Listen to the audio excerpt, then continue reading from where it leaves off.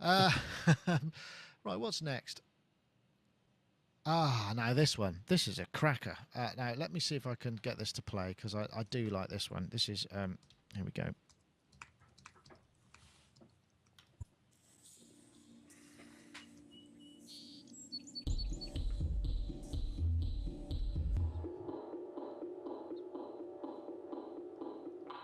Monkeys versus Synthesizers. Been going a bit viral over the interwebs recently, last few days.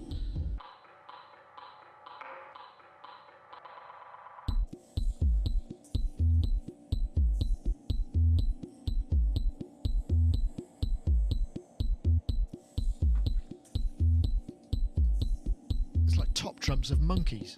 It's really...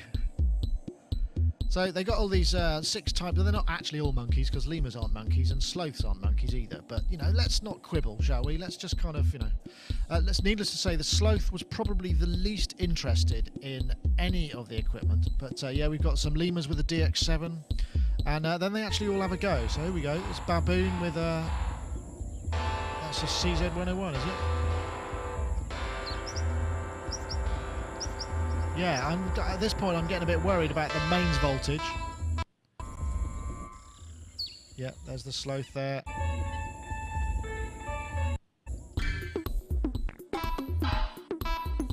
And they did a little cut up at the end. Awesome. I just have to say that was the best for... Oh, no, I just... Let's just go back to that last shot there. Perfect. Baboon's arse. That was brilliant, and such a compelling concept that it's kind of hard to imagine why you wouldn't want to watch such a thing. Dave, you must have seen this, even in your busy week this week. You must have had a look at this. Were there any surprises there?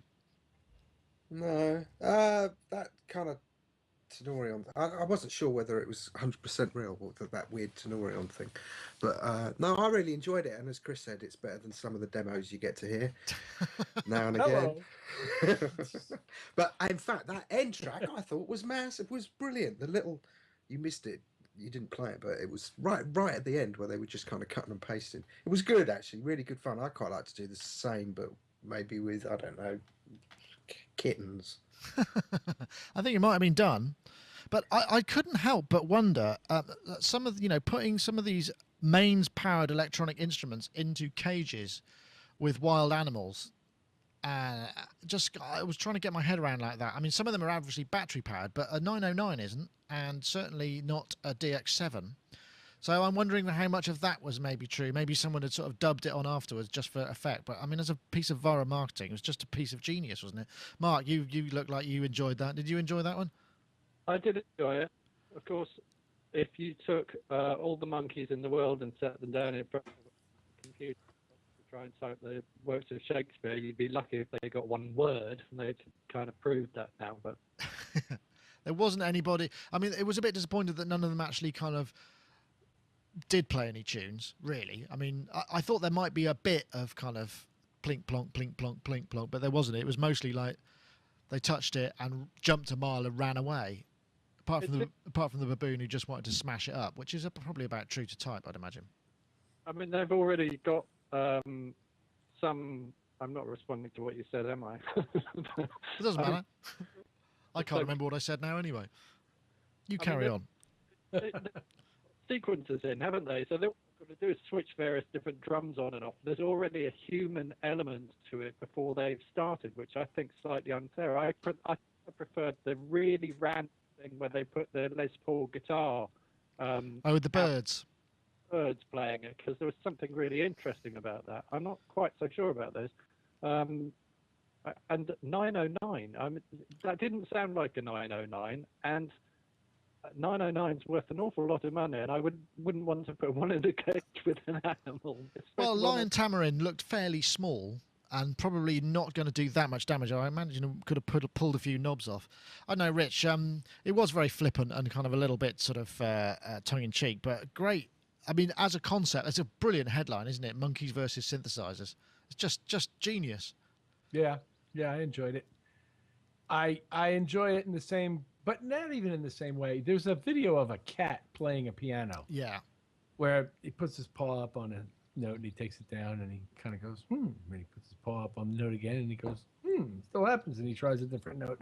And animals interacting with instruments is more interesting to me when the instrument itself vibrates rather than an electronic button pushing experience, which they may not ever come to understand is connected to anything to do with the sounds they're hearing. Whereas I think there's a greater likelihood of that if it's like a piano, a thing that is vibrating under the feel of what you're touching so that you have a sense of it. Yeah, I think that's probably true, actually, because didn't they have, there was some sort of experiment. I mean, we may have covered this in a previous one. Wasn't there a female chimp, Lucy, that I think it might have been Gabriel was writing with. That was kind of musically that were collaborating on certain melodies and making tunes. I don't know whatever came of it. I just remember gorilla. Was it a gorilla? I forget what sort of monkey it was, but I wonder how that went. I mean, that was probably you wouldn't put your Fairlight in the cage there with that one, or maybe your Synclavier or something. But yeah, there's obviously a fascination with it. But I mean, really, the whole thing was all about just plugging this Vault 2012 Electronic Music Festival, which is in where is it? It's in Uppsala, Uppsala Concert and Congress, June the 9th. Black Dog are playing, in fact, who are a really good ambient act who just got some great albums. There was one called Spanner, which is just absolutely brilliant stuff, and it's on in a few days, and I think that video has had an absolute pounding recently. Let's see. Well, it's still only 100,000. I suppose it's not masses and masses, but a great idea. But yes, there were questions I needed answering. I didn't actually study it for authenticity, but I was thinking mains could be a bit of a problem. And also, as there was demonstrated by a number of those monkeys, just wanting to destroy them, just pulling them to pieces.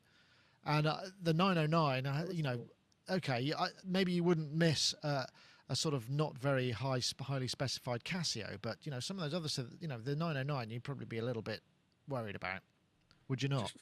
Just put loads of DX7s in there. It'd be hard. That's funny. It'd be hard to break off a piece of a 909, whereas that monkey didn't have too much trouble with one of the keys off of that keyboard. No, oh yeah, there's an Ensoniq Mirage in there as well. Yeah. I think actually, let me see if I can play that, because that was... I might do my own version. I think another video like this would be really good, wouldn't it? You could go to a zoo and you could put a singer. Oh, there you go. They're just pushing in a cage with lions. Just invite them over, Dave. Let them loose in that room again. Yeah. Anyway, that was So a bit of fun, but brilliant piece of marketing. It must have cost. I mean, how would you talk? I mean, this is the other thing. Like, I'm just kind of riffing on it a little bit, because I'm going to the zoo, okay? I go and see the head of the monkeys, the simian director, or whatever he may be called. And I have a proposition to make, which is, do you mind if I put a load of electronic equipment into the cages with your animals and film them and see what happens? Yeah, in my experience, they usually go, yeah, that's great. Help do you yourself. Think that would be a great idea? I'm just trying to kind of imagine how that meeting went. The first part of that meeting, and then what concessions maybe they made. It's like, absolutely not. But what if we just put them in there and don't plug them in? Or I'm just really would love to know. I'd love to maybe do a little interview with the people who made that video and just get the truth about it. Isn't that Simian Mobile Disco? What is that? Isn't that some kind of... very good. That's a good band. There we go. That's Mechanic. So that's Simian Mobile Disco. Maybe we should make... Oh, yeah, and here we go. I imagine they use guerrilla filming techniques. Here they come. Oh! Here they come. They're coming in. Shock the Monkey. Oh, yeah. There we go. I mean, there's a ton of it. Stop monkeying around, everyone. Yeah, wow. I knew there'd be a few gags there. Thanks to the chat room once again. Everybody out there in the chat room world, much appreciated.